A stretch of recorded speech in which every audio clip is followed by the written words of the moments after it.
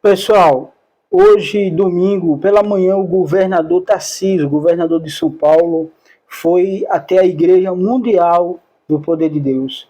E o apóstolo Valdemiro deu uma oportunidade para ele, ele até mesmo fez uma pregação lá. Veja aí. Vou perguntar até de novo, que pode ser até mais forte. Quem é filho de Abraão aqui? Glória. Ô, glória. Muito filho de Abraão aqui. Sabe por que eu estou perguntando isso? Porque a gente tem que ir lá em Gálatas 3, versículos 6 a 7, lá diz o seguinte: é o caso de Abraão, que creu em Deus e isso lhe foi atribuído pela justiça. Saibam, portanto, que os que têm fé é que são filhos de Abraão. Os que têm fé são os filhos de Abraão. Quando a gente pergunta quem é filho de Abraão, é porque quem é filho de Abraão tem fé. E aí a gente tem que fazer uma conversa aqui, uma discussão sobre promessa. Quem acredita em promessa?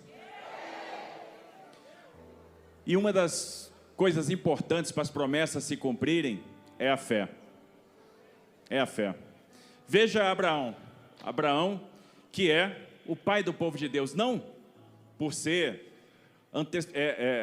por ter a garantia, por ser um antepassado biológico dos judeus, não por isso, mas por ter uma família de filhos espirituais. Uma família de filhos espirituais, gente que seguiu o que ele seguiu, que creu no que ele creu. Quem crê no que Abraão creu? Deus chegou e disse para Abraão que ia dar vida para um corpo mortal. E Deus deu vida para esse corpo mortal de Abraão? Deus cumpriu essa promessa? Cumpriu. Então Abraão é testemunha da promessa viva de Deus.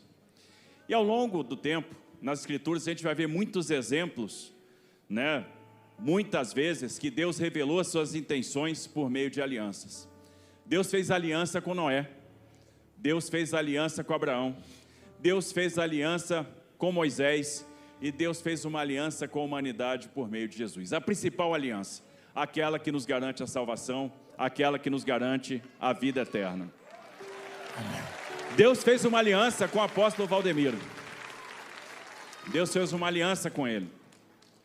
E quando Deus faz uma aliança, quando Deus revela a sua intenção, Ele declara que a sua presença o sustentará, que a sua presença promoverá o sucesso da missão. Sabe por quê?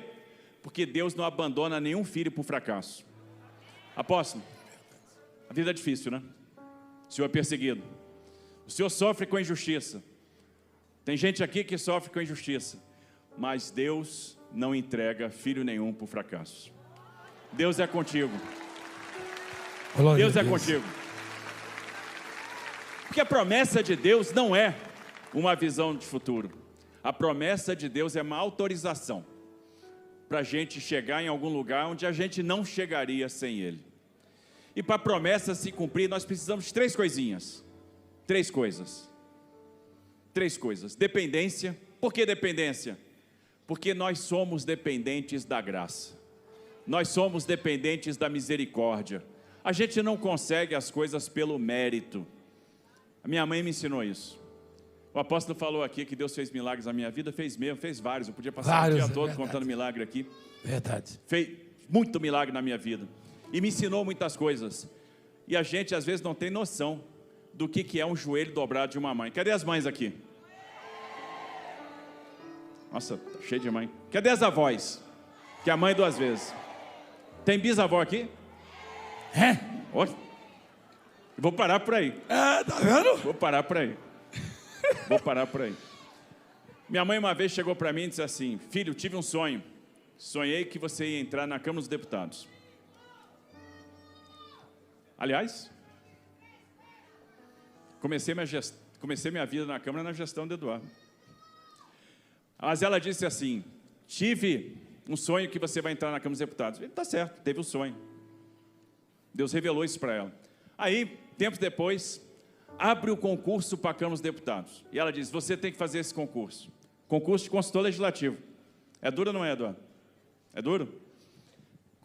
2 vagas para o Brasil todo na minha área. Aí minha mãe disse: filho, vai lá e se inscreve para fazer esse concurso. E na época, eu tinha uma função, era diretor do DENIT, eu trabalhava umas 12 horas por dia, não tinha tempo para estudar. Eu falei, mãe, olha só, eu não tenho como fazer esse concurso, eu não tenho como passar.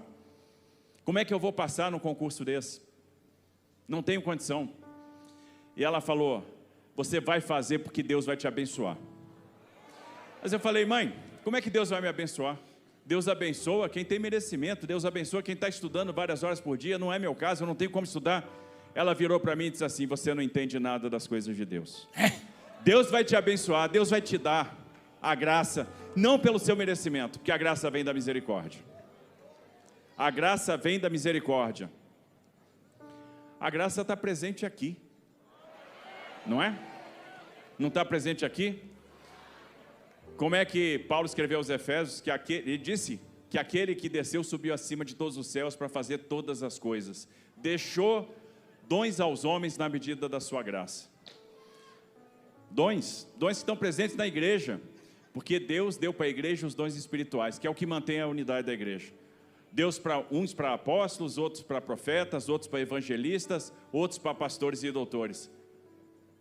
Deus te deu esses dons, apóstolo. Deus deu esses dons para a igreja. Por isso que nessa igreja aqui, maravilhas estão sendo realizadas. Por isso que aqui a gente vê unção, a gente vê Espírito Santo. Se não tivesse unção, não tivesse Espírito Santo, não tinha cura.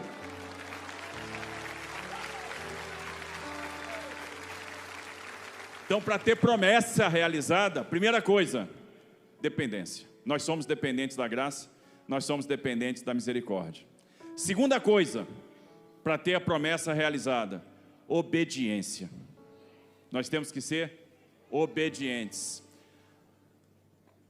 Veja, o Senhor disse a Abraão, Gênesis capítulo 12, versículo 1: saia da sua terra, da sua parentela e da casa do seu pai, e vá para a terra que lhe mostrarei. Qual é a terra? Deus mostrou que terra para ele, não sabia. Ele só disse vai. O que Abraão fez? Foi. Ele obedeceu. Ele obedeceu. E Deus chegou e ainda disse o seguinte, olha, você vai ser engrandecido, reconhecido, sua família vai ser numerosa, por meio da sua descendência, todas as nações da terra serão abençoadas, reis descenderão deles. Ele vai ser reconhecido, ele vai ser abençoado, sua descendência vai ser numerosa. Mas Abraão vacilou? Lógico, todo mundo vacila. Ele teve angústia, mas o que Deus disse para Abraão, Gênesis 15? Não tenha medo, Abraão, eu sou seu escudo e lhe darei uma grande recompensa. Eu sou seu escudo e lhe darei uma grande recompensa. Abraão queria um descendente, queria um herdeiro, e Deus deu esse herdeiro, e está lá em Gênesis 17, na verdade, Sara, sua mulher, lhe dará um filho, e você o chamará de Isaque. E aí um aspecto interessante da promessa de Deus para Abraão, que é um aspecto interessante de todas as promessas de Deus. Ora, Deus prometeu a Abraão que a sua descendência ia ser numerosa. Como a descendência ia ser numerosa? Se a sua mulher era estéril. E aí, gente? E aí, igreja? Aí tem uma característica da promessa de Deus, sabe qual é? A impossibilidade. Desculpa eu interromper o senhor. Ele também já era estéril. Também. 100 anos, ela 90. O senhor falou na introdução da mensagem, o corpo já adormecido. E não tinha os recursos que tem hoje, não. Então, rapaz. Então, é só um milagre, meu irmão, continua. Mas é uma característica da promessa de Deus, a impossibilidade. Deus opera no impossível. Sabe por quê? Porque a impossibilidade se curva diante da majestade de Deus. Quem crê nisso? As promessas de Deus não são condizentes com a realidade humana. Não tem nada a ver com a nossa lógica humana. E sempre que Deus revela a sua intenção, Ele garante a vitória. Não foi assim com Moisés? Êxodo capítulo 3, versículos de 2 a 15, Deus fala com Moisés. Deus chama Moisés, que estava lá levando seu rebanho. E aí, Deus chega para Moisés, primeiro se apresenta, né? Moisés, Moisés. E Moisés disse, eis-me aqui. Depois ele diz, olha, tira a sandália para entrar aqui, que aqui é solo sagrado. Ele se apresenta, eu sou o Deus de Abraão, eu sou o Deus de Jacó, sou o Deus de Isaac. E eu enviarei ao faraó para que você tire do Egito meu povo, os filhos de Israel. Ele disse, você vai lá no faraó e vai libertar meu povo. O que Moisés fez? Moisés teve medo. Moisés não queria nem olhar para o Senhor, estava com medo. E ele diz o seguinte, quem sou eu para ir ao faraó e tirar do Egito os filhos de Israel? Quem sou eu? A gente não pensa isso. Quem somos nós, às vezes, para cumprir determinadas missões? Quem às vezes acha aqui que é incapaz de cumprir determinada missão, determinada tarefa? Quem às vezes acha que a cruz do dia a dia está pesada? Quem às vezes acha que não vai dar conta?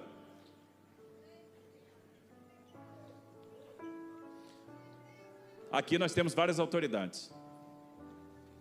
Deputados, prefeito Manga, prefeito Ricardo. As pessoas às vezes olham uma autoridade, isso serve para o apóstolo também. E as pessoas acham o seguinte, essas pessoas sabem tudo, vão resolver todos os problemas, têm condição de resolver tudo. Não, nós somos humanos. A gente é limitado, a gente tem dúvida. A gente às vezes acha que o fardo é pesado. Mas quando a gente acha que não vai dar conta, que o fardo é pesado, o que Deus fala para a gente? Eu estarei com você. Foi isso que Deus falou para Moisés. Vai lá libertar o povo. Vai lá libertar o povo. Vai lá no faraó. E ele diz, quem sou eu? E Deus só disse o seguinte, eu estarei com você. Sabe por quê? Porque quando Deus revela a sua intenção, revela a sua promessa, Ele declara que estará com você e dará a vitória. Ele declara. E essa declaração é muito forte. Aí Moisés foi lá libertar o povo. E aí se depara com o Mar Vermelho. E Êxodo 14, versículo 15. Ele começa a clamar a Deus. E Deus responde para ele que ele não tinha para onde ir. O exército egípcio indo lá atrás dele. E ele, por que clamas a mim? Deus falou a ele. Diga aos filhos de Israel que marchem. Diga aos filhos de Israel que marchem. Levanta o teu bordão, teu cajado, e estenda a mão sobre o mar, as águas se dividirão para que os filhos de Israel passem pelo meio do mar em seco. Passem em segurança. A impossibilidade se curva diante da majestade do Senhor. Deus é o Deus do impossível. As promessas de Deus desafiam a realidade humana. Não é assim? E aí vem uma característica. Falamos da dependência, falamos da obediência. O que nos cabe? Obedecer. Obedecer. O milagre, deixa com Deus. Deus faz. E aí, pessoal? O que é que você achou aí dessa pregação que o governador Tarcísio fez? Comenta aí a sua opinião. E você de São Paulo, comenta aí o que você acha aí do governador Tarcísio. Deixa a sua opinião aí nos comentários.